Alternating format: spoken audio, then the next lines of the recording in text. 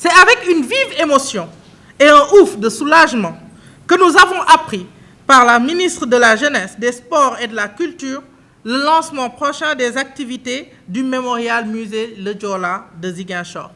Comme vous le savez, le mémorial a été le premier sujet de consensus au niveau des familles de victimes. Aujourd'hui, l'incivisme, l'indiscipline et la corruption sont devenus des règles, des normes sociales. Les risques dans les services de transport sont toujours très élevés. Ceux qui sont chargés de veiller à la sécurité des populations ne sont pas encore en mesure d'endiguer le fléau.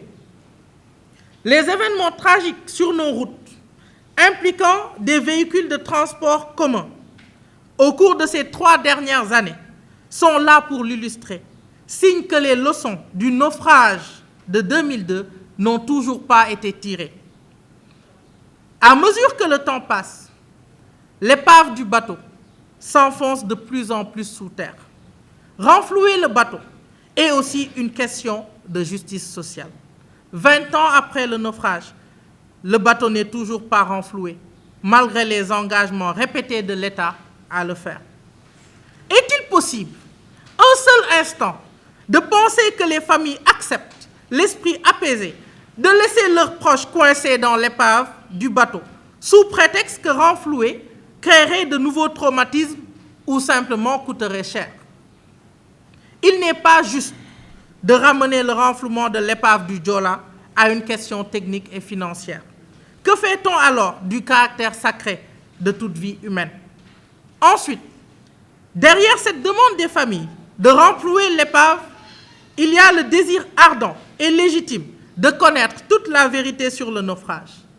N'oublions surtout pas qu'il y a eu près de 2000 morts de 12 nationalités différentes.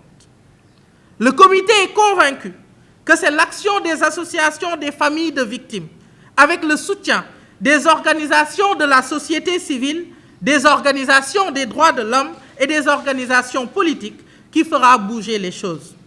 Ils espèrent que leur action combinée trouvera aujourd'hui, plus que par le passé, une oreille attentive et compréhensive, une volonté politique réelle pour qu'enfin des millions de Sénégalais trouvent un semblant de paix intérieure en ayant le sentiment que justice a été rendue à leurs proches.